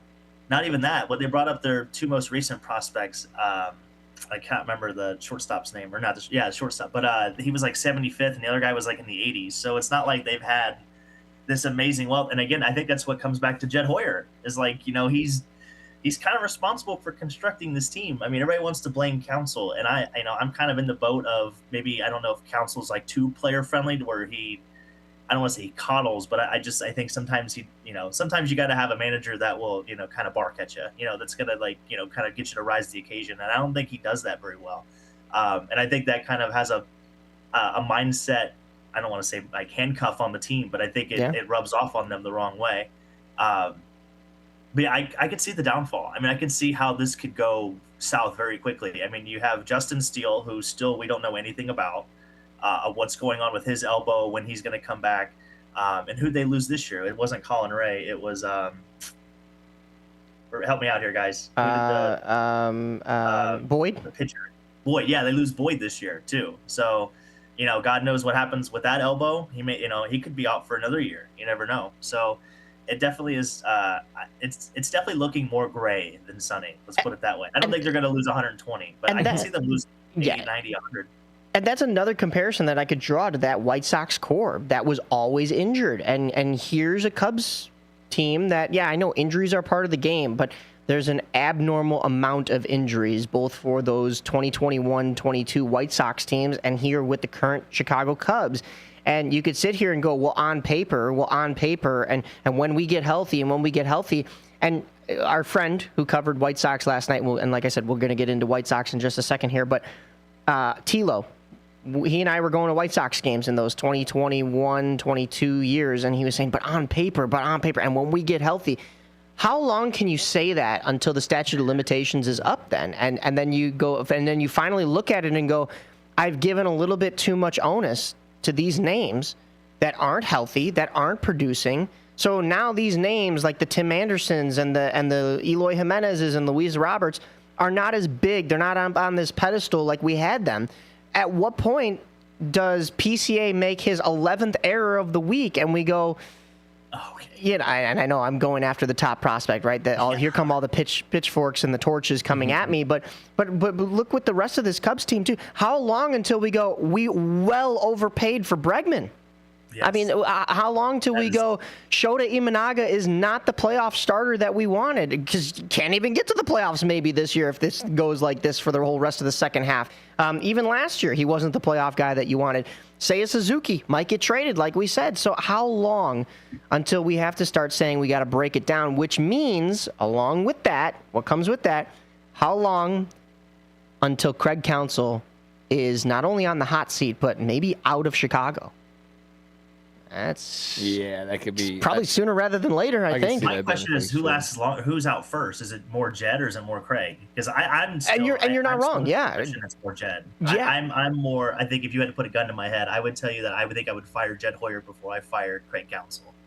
I would agree. I think Craig Counsell jumped from a Brewers team that I think he could have had more success with, but didn't stick around just because maybe he saw the price tag. He saw what was being built in Chicago, though, too. Don't get me wrong, but look at where the Brewers are. And I don't think it's all Pat Murphy, and that's no discredit to Pat Murphy. I think he's a great manager. But could Craig Counsell have done what the Brewers are doing right now? Yeah, I think he's a great manager too. But so that leads me to agree with you that it's maybe Jed Hoyer a little bit here. But I mean, at a certain point, what voice do you have in your locker room too? Yes, sure, Jed Hoyer would probably be first to go if I had my choice. I don't run the organization. But then who comes in, and do they still want Craig Counsell in there? I think based on his track record, you'd be kind of crazy not to, but at the same time, I can understand wanting a different voice in this locker room. Because like you said, what else is coming for this team? The farm system's bare. Yeah. You have Jefferson Rojas starting shortstop at the AA level as your top prospect. Jackson Wiggins is that right-handed pitcher in AAA that I couldn't think of his name. Everything else is bare. And that's where I've given Chris Getz over the years, as a White Sox fan, a lot of criticism. But I'll praise him right now. Yeah, we haven't won anything yet as White Sox fans. We haven't even made the playoffs yet. Things are looking good right now. But I will praise him for one thing, and that is reloading on the farm system with this Derek Hill trade and some of the other moves that he has made, because the Cubs aren't doing that. The White Sox weren't doing that before, and they found out real hard that if you don't have that depth chart in place, as soon as all those guys go down with injury, you got nothing. And the White Sox are boosting their farm system back up, and the cupboards are bare because it's kind of a win now mindset. It's we're in the window. I think you can make an argument for both Jed and Craig being both gone by the end of the year. Like again, all of what we talked about with Jed, just now. But even like I'm sure I haven't watched a ton of Cub games this past few weeks. But I'm sure you can find a more recent example of Craig Counsell not being the manager of the year type prospect. But the biggest one for me was obviously the not handling PCA as well as he should have when he lost his smile from that White Sox fan out in the outfield. Like when you have something like that happen, and a guy that's just at one after another error, just another mental mistake after another. That's you take the next day and you say, hey man, you're not even getting in your cleats today. I want you in your flip flops. I want you away from baseball. Don't be on your phone. Don't do nothing. And what's this guy do? Back in the lineup, back making mistakes, back in his own head. Sure, he has a week where he goes crazy and he has that game tying home run against the Giants or something like that. Yeah, but he still made some giant errors in that game. That was the game where he lost the ball in the lights. And then sure enough, again, like he makes his presence known in that A's game. But again, it makes up for it. So again, there's more examples where I think both should be on the outside looking in if all things don't go right or something doesn't start going right in the trajectory for the Cubs. Because, again, being 7.5 out before the All-Star game is right there, it's tough. It's tough right there. No doubt. Well, we talk doom and gloom, and that's usually what we do here in Chicago, but our teams are actually looking up. They're White Sox. on the rise, should I say. And yes, the Cubs may have lost a series to the worst team in baseball, but the White Sox just won a series against the best team in baseball. Technically, kind of a sweep with the rain delay, or rain postponement. But they're trucking along here against another great team in baseball in the Dodgers. We've got White Sox baseball for you right here on AM 1410 WRMN's On the Rise. Progressive Insurance presents the Sports Flash on News Talk Radio 1410 WRMN. The Cubs avoided the 3-game sweep to the Colorado Rockies at Coors Field Thursday, winning 9-3 as Seiya Suzuki hit a grand slam and Carson Kelly and Alex Bregman also homered in the win. Edward Cabrera goes to 4-3. He allowed 2 runs over 5 1/3. Tonight, the Cubs are in San Francisco to begin a series with the Giants. Javier Assad getting the start against Landon Rope. The White Sox had their game with the Atlanta Braves postponed due to rain, and the two teams will make that up on August 20th. The White Sox are home tonight to begin a 3-game series with the Los Angeles Dodgers. Chicago has won 9 of their last 13. NHL Stanley Cup Finals, the Carolina Panthers beat the Vegas Golden Knights in Game 5 Thursday 4-2. They now lead the series 3-2. Game 6 will be in Las Vegas on Sunday. The sports update brought to you by Progressive. Bundle auto and home, renters or condo, and save with Progressive. I'm Chris Campbell on WRMN, the talk of the town. Joe Fallon did something smart. He saved hundreds on auto insurance switching to Progressive. With that money, he commissioned a portrait of himself. Does Joe already know what he looks like? Yes. Do guests know what he looks like? Also yes. But not as art. It's Joe's savings, and if he wants to spend it on a velvet painting of himself with a white tiger at his feet, we say, roar, Joe, roar. Switch and see if you could save with Progressive and treat yourself. Progressive Casualty Insurance Company and Affiliates. Wesley Financial Group is not a law firm, and Chuck McDowell definitely not an attorney. This is Chuck. If someone talked you into buying something really silly and you want to get out of that silly little thing, my advice, get the facts. Call me and I'll send you our timeshare exit kit absolutely free. Inside, you'll learn how timeshare works and all your options for cancellation. Call Wesley now for your free exit information kit. 800-909-9696. 800-909-9696. Are you dreaming of a getaway? Want to leave the stress of daily life behind? Whether it's a relaxing cruise or an adventurous land escape, planning the perfect vacation doesn't have to be a hassle. At Cruises International, they specialize in vacation destinations, land and sea, making your dreams come true. Located at 1721 Moon Lake Boulevard in Hoffman Estates, Cruises International isn't just about booking travel. They're your personal concierge, trusted travel advisor, and advocate. Your preferences are unique, and they'll take the time to understand exactly what you're looking for. From personalized service to their global network of specialists, they ensure that your vacation is tailor-made just for you. It's time to plan the vacation of a lifetime. Call 800-255-7447. That's 800-255-7447 today. And speak to a cruise and vacation expert. Cruises International. It's time to set sail to your dream destination. This is Sarah Silver with your Fox Valley forecast, brought to you by KFC. This afternoon, mostly sunny with a high near 87. A slight chance of showers and thunderstorms. Tonight, mostly cloudy with a low around 59. Showers and thunderstorms developing with a 90% chance of precipitation. On Sunday, mostly sunny skies with a high near 70. Currently, it's 75 and clear. I'm Sarah Silver on the Talk of the Town, WRMN. The Colonel's cooked up a new $10 bucket of the day just for you. Monday, 24 nuggets for $10. Tuesday, 8-piece fried chicken for $10. Wednesday, 10 wings for $10. Thursday, 8 tenders for $10. Friday, 24 nuggets for... Ooh, you guessed it, didn't you? $10. The $10 bucket of the day deal. Every weekday. Only at KFC. It's finger licking good. Prices and participation vary while supplies last. Not available on third-party ordering platforms. Tax extra.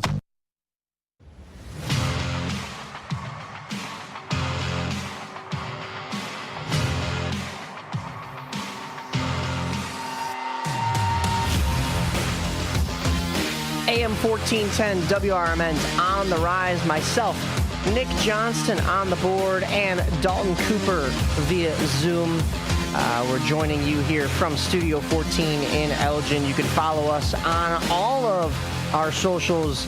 That's Facebook, Instagram, and TikTok for On the Rise. That's Facebook and Instagram for WRMN. We also have an On the Rise Twitter, where we've been posting some White Sox updates. Tilo has been at the park all week. Tilo was there Wednesday night, which was the Chris Sale versus Davis Martin matchup. Chris Sale, a little bit of a homecoming back to Chicago. And the White Sox, well, they had an eventful night the night before, so I think a lot of people were thinking, all right, with Chris Sale on the bump, maybe the White Sox finally lose one here. Nope, not the case. A 2-1 victory. So another one-run game, because the night before was a one-run game as well. Braden Montgomery gets the nod, gets to come up and make his MLB debut. He gets an RBI single. Yeah. White Sox are down 4-0 to the Atlanta Braves. 4-0. And, first, Miguel Vargas hits a 2-run shot. And, all right, cuts the lead in half. Braden Montgomery, RBI single. All right, okay. So 4-3. It's a one-run ball game. White Sox tie it up. They go into the 10th inning.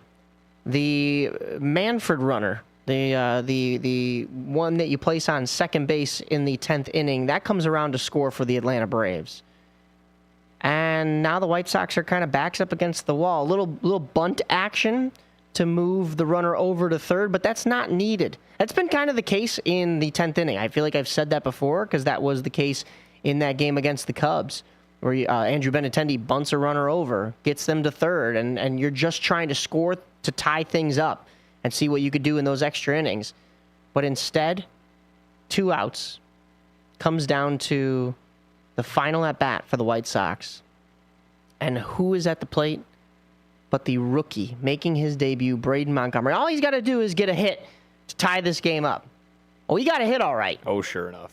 A 2-run shot into the bullpen, and he becomes one of 5 players in MLB history to hit a walk-off home run in his major league debut. He becomes one of 2 players to do such a thing in extra innings. So if you think about that stat, the other 3 guys did it in the 9th inning. There's only one other player who has done it in extra innings with Braden Montgomery. Do you know who that is? No. Little man by the name of Miguel Cabrera. Ooh, that's a good Triple Crown winner. Like that comp? Yeah. I don't know if Braden Montgomery's trajectory is going to pan out like that, but if it's anything close, Southsiders will take it. Great opening game for him. They did the little Step Brothers thing. Nice. Braden Montgomery and Colson Montgomery posed like they were in Step Brothers with the sweaters and stuff like that. Now, they're not related. They are not. Both last name Montgomery. I did notice Colson's wearing 12, Braden's wearing 24. I like double it, give it to the next guy. Yeah, exactly. But if you want a Step Brothers bobblehead, you look over to the you look over to the other team we cover, the Schaumburg Boomers. Anthony and Alex Calarco are actually brothers. Next Friday, June 19th, I know it's going to be busy. USA Soccer is happening in the afternoon.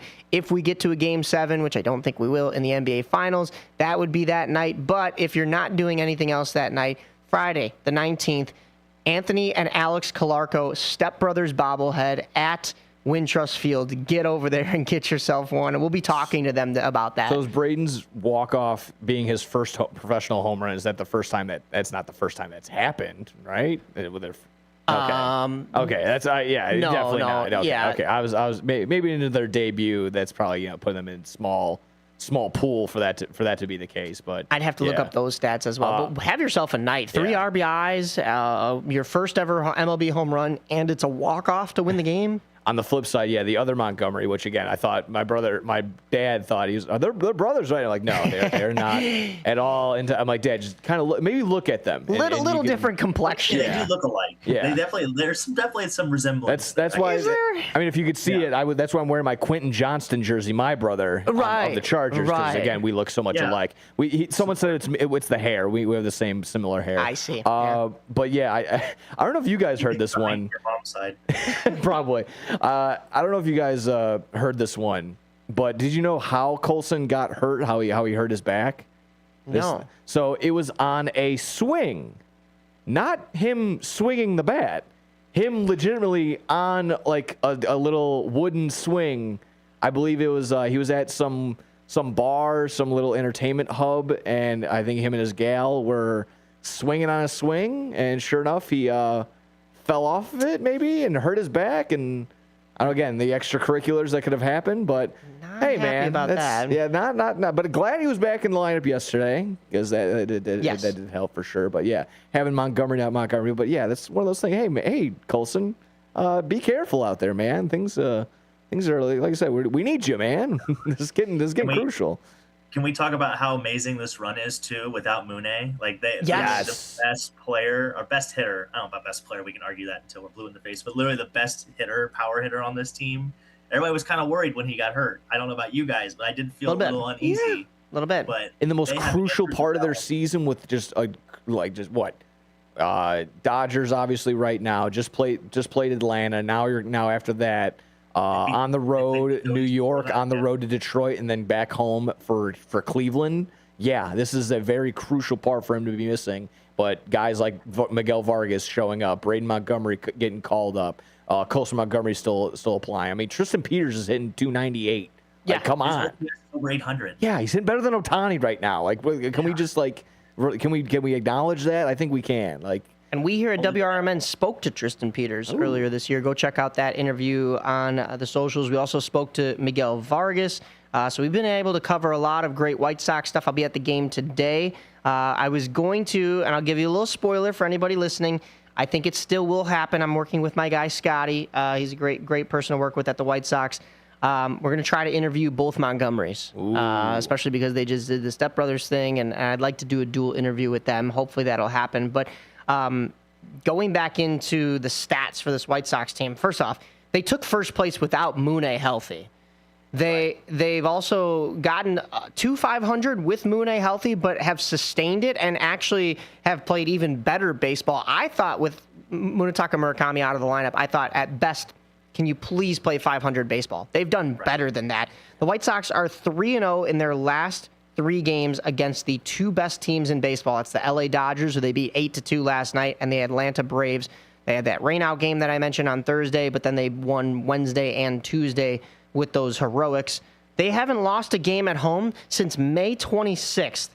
And last night, Anthony Kay notched a season high of 7 strikeouts. This White Sox team, I was trying to look at the stat. I believe as of after last night, I believe they are 19-3 in their last 22. That would be 22 home games. Yeah. So, I mean, this team is almost unbeatable at home right now in this stretch. And I say that, and I read off all those stats, and now against the Dodgers today, I'm kind of shaking in my boots a little bit. Yeah, Ohtani didn't play last night. So he's playing today, so I'm sure it'll be. But you had Yamamoto on the mound. He hasn't had the best of seasons, but that is supposedly one of their other aces. If you were to tell me that, Sasaki last night versus Anthony Kay, and Anthony Kay is going to get the win, I'd be like, sorry, Roki Sasaki. Yeah, sorry, not Yamamoto. Wrong Japanese Yamamoto pitcher. Is tonight, I think. Yeah, Yamamoto. Yeah, Yamamoto's probably. But again, today. if you told me Sasaki versus Anthony Kay, and Anthony Kay is going to get the win, I'd be like, you're crazy, man. That's absolutely bonkers. The Braves and Dodgers are both top 2, or they're 2 of the top 3 teams in the MLB and ERA this year too. So just to see the White Sox hanging with them and taking victories is amazing. They had a 7-run inning in the 5th against this Dodgers team. That's huge. That's dominating the Dodgers.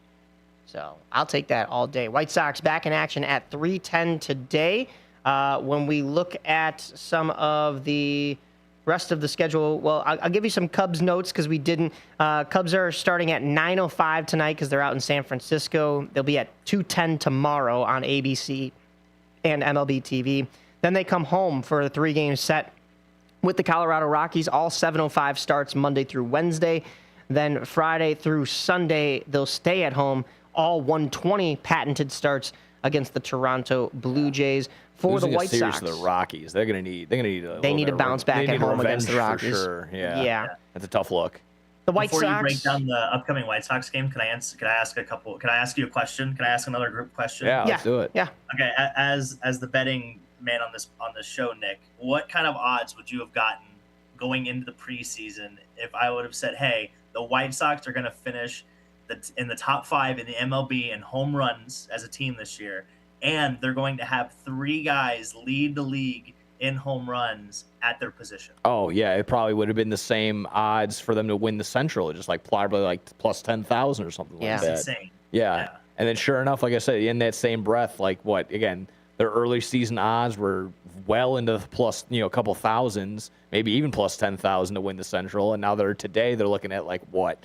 Plus 380 to win the Central. They're still not. I don't think they're the favorites still. I think that's just behind the Guardians right now in terms of. The White Sox are the better team. Yeah, not just standings wise. Yeah. I've seen the Guardians play a couple times this year. Not live, but yeah. I mean, if you put the Guardians pitching with the Chicago White Sox offense, you'd have a really, really good team. That's what I do know. Yeah. But yeah, I mean, I think it'd be amazing. They're only 6 home runs behind the Yankees for the league, and by the end of the season, I could see them being the top home run team in the majors, which is crazy. Yeah. I mean, they have the power in this. I mean, with both Montgomerys now, it helps the rate is a hitter-friendly ballpark, so that helps a ton. It does. We're not too far removed from the Twins having that bomber squad. So for an AL Central team to have this, it's not unfeasible, but to have the White Sox have this so soon, I think like what we were saying earlier, I think it is a little bit wild.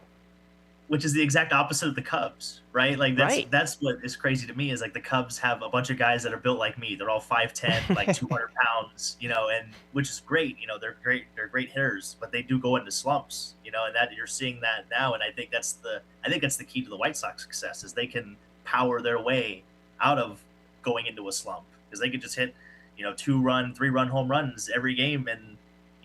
Anthony Kay pitches well. Davis Martin pitches well. Davis Martin's been Insert on name fire. here pitches well.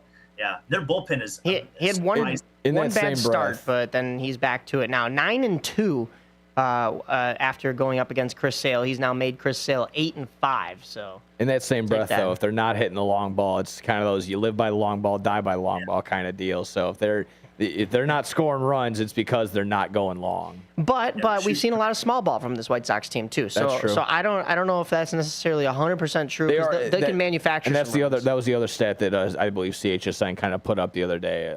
They're 14-2, 14-3 in 1-run games. Oh yeah, you're right. I see something like that. Yeah. It was very. It's very. They have a lot of 1-run games, wins in those games. So that's a huge help right there for them as well. 14-6 in one-run games. They are 19-3 in their last 22 after last night. They're 25-14 since the magic wand was unveiled. Oh yeah, I'm very glad again that they found a natural celebration that they were looking for, and this Mike Vassell doing the wand is absolutely amazing. Did you hear the Phillies? Reaction to yes, this? they were like, I don't know what that, and then they immediately found out how much magic that is because Gonzalez got his first home run as the Phillies announcers were talking about on the broadcast. 12 MLB. That leads me to 12 MLB debuts in 2026, which is the most ever in MLB history. And we still need Hagen Smith to come up. 19.4% improvement in win percentage year over year. I mean, obviously, you got to come up from the absolute bottom of the barrel. So I would hope that win percentage is up, but that's a huge jump. But we're talking about long ball and how the manufacturer runs. Today might be a little bit more of a pitcher's duel. 3-10 against the Los Angeles Dodgers. It'll be Sean Burke on the bump for the White Sox. It'll be Yoshinobu Yamamoto for the Dodgers. And then it'll be Eric Fetty in the series finale against Sheehan. That'll be a 1:10 start tomorrow. White Sox will go on the road, as Nick was alluding to, a tough road trip coming up.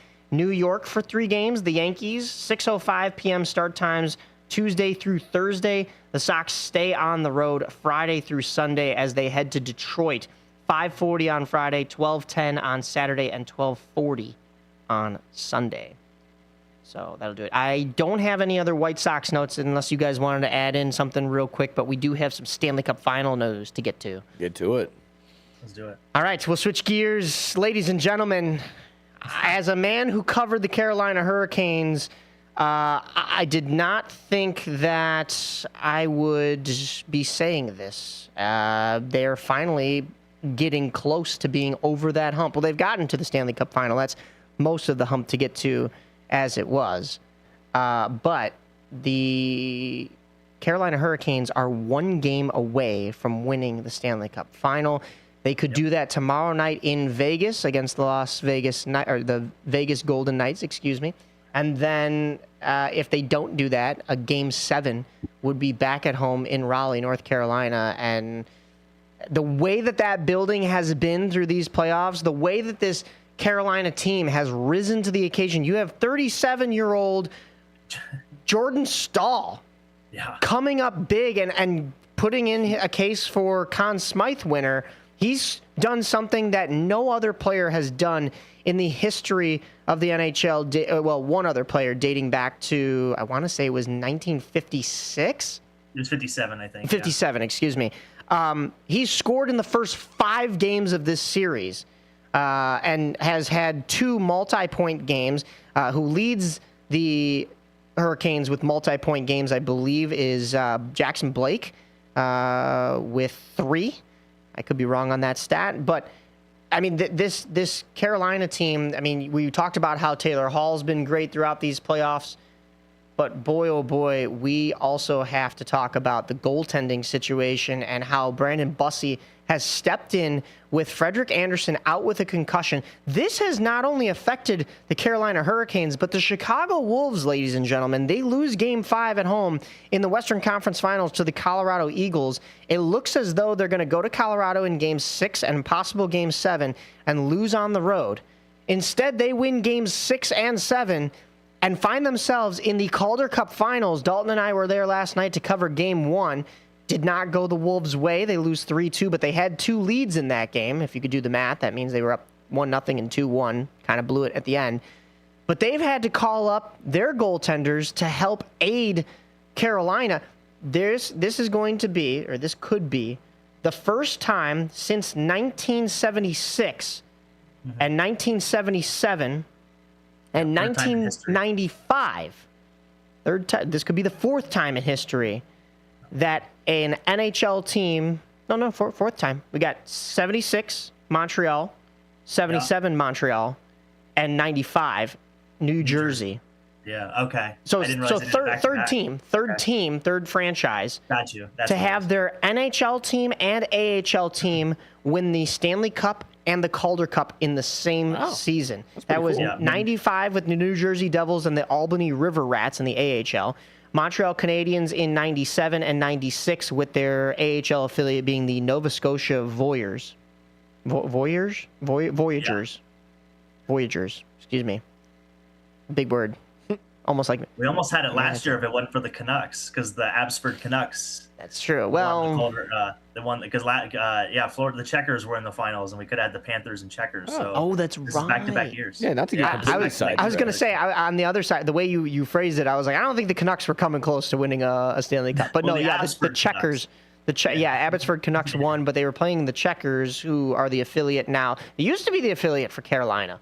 They are now the affiliate for the Florida Panthers, which has been the thorn in this Carolina side for so long. And finally, the year that the Panthers don't make the playoffs. Yeah. Carolina's been a thorn in their own side. Before this year's Eastern Conference Finals, they were 1-17 in Eastern Conference Finals games leading up to that. I don't know if you knew that. 1-16. I think they went 1-17 when they lost Game 1 this year. That's right. You're right. But you're not wrong. I mean, and most of that has been Florida, but some of it was New York, and so the common denominator, yes, is Carolina. And boy, oh boy, they finally get over that hump. They're finally here, and I don't know if you watched Game 5. I sat down and actually got a chance to watch Game 5, and boy, oh boy, was that building electric. You also had the Norwegian soccer team there. Holland was getting into it. You've had a bunch of stars joining the mix there in Carolina, and you would think the stars would be going to Vegas, and there has been, but Raleigh is buzzing right now. Yeah, they. I don't know if we probably haven't talked about this, but they're having a crank off. It's the first ever crank off. Yes. Hold on a second. Yeah. No, you got that right. It is a crank off. Because Nick, I don't know if you know this or not, but the Hurricanes and the Vegas Golden Knights are the only 2 teams in the NHL that have like a they crank their horn. Where they crank the horn. They crank their horns. Crank off in the Stanley Cup Finals. And they crank their horns hard, especially in these playoffs. Like it's vigorous. Yeah, I mean, really very hard cranking of the horns. Yeah, it's something to see. Yes. Wow. That's good. It's good to know. I didn't see who cranked the horn for Carolina's horn the other day. I can't remember, to be honest. I caught the game, but I didn't catch the pregame cranking, if you will. Well, I think it might have been Mike Commodore for one game. He won the Stanley Cup with them in 2006. Yeah. He was cranking the Carolina horn. And they're just doing this in public? They're just cranking the horn. Actually, in front of everybody. Oh, wow. Yeah, okay. In front of the whole arena. Wow. Yeah. Okay. On the big board? Yes. The people, the crowd, watch parties? Man, all right. Who was the first overall draft pick in the NFL this past year? What's his name? Why am I drawing a blank on? Oh, man. But men, women? Mendoza. Because he's going to be playing for the Raiders. He was cranking Vegas's horn. Oh, okay. In front of everybody. Wow. I think for game 3. 3? Yeah, because it had been game 3 or 4. Yeah. Yeah, he cranked that horn hard, but they didn't win. Or did they? Game 3? No, they won game 3.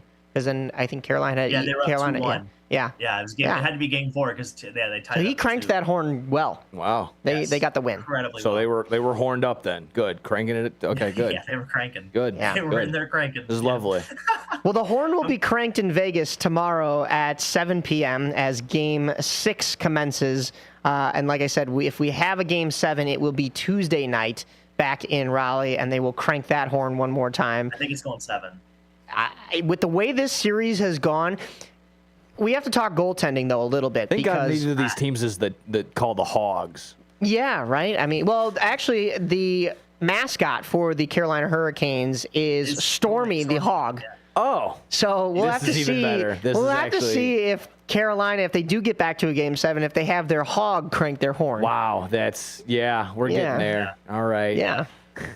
Did you hear? Never mind. We'll talk about the other guy. This is on the rise after hours. Yeah. The play-by-play guy for the Giants. Did you see they hit a home run, a walk-off grand slam? I think I said this. Yes, you sent it to me. Oh my gosh. Yeah. No. He goes. There's a tarps off section over there. If they hit a walk-off grand slam, I think a lot more is going to be coming off here in this booth. Yeah. Oh my. And he basically, he drop trow and go Hogs out. That's what he said. Yeah. And what happened? They hit a walk-off grand slam. Yes. It was 10-7, and that was exactly what put them over 11-10 against the Nationals. But to talk about Game 6, the Stanley Cup final, I just think that finally Aho and Svechnikov showed up for Carolina. I think now now Jack Eichel and Mitch Marner, they're down. They have to. William Karlsson's out, which is a huge loss for Vegas. A fractured wrist? Something. It's something in his arm. Yeah. They wouldn't tell us, but I think that the Stars will show up for Vegas. Carter Hart has been okay. I don't know. John Tortorella got into that press conference and said, it's a stupid question that you would even consider Adin Hill. Adin Hill has won a cup with the Vegas Golden Knights, and Carter Hart has let in 4 or more goals in all 5 of the games in this series thus far, and no goaltender has ever done that in a Stanley Cup final. That's not a stat you want with you. I don't know. I think it's more about their defensive structure. This team is built on their back end. This team is built on defensive structure. They're not blocking as many shots as they normally do. And I think they got to get back to that. Game 5 was the first game all series that was actually tight checking for through 2 periods. Yeah, and then Carolina just ran away. High scoring final. Yeah, no, I don't think anybody expected this the final to be this high scoring if you follow puck like we do. I've been very surprised by that. No, so yeah. I think 4-goal leads have never been erased at this rate. Right. That Carolina and Vegas have really been erasing them. It's incredible. No lead. We talked about other series. I think 2015 Blackhawks fans will remember no 3-goal lead was safe. In this series, no 4-goal lead is safe. That's crazy. But yeah, we had to talk about the goaltending because I'm interested to see what's going on Sunday. I mean, like I said, on the Carolina side, it affects the Wolves. They'll be playing at 3 p.m. on Sunday at the Allstate Arena. So get there, go support your Wolves as they're in the Calder Cup Finals against the Marlies. We'll have more about that on our social medias. But yeah, Dalton, he thinks it's going 7. I would have to agree, but I'd like to see Carolina close it out in 6. We'll see. Well, glad we can crank out this episode. We cranked it out real well here at On the Rise. Hope you're doing well and getting into your afternoon here. Nick Johnston on the board, Dalton Cooper via Zoom, Mike Napolitano. This has been AM 1410 WRMN's On the Rise. Is back or neck pain keeping you from living the life you love? At St. Joseph Hospital in Elgin, our spine specialists help patients get back to moving,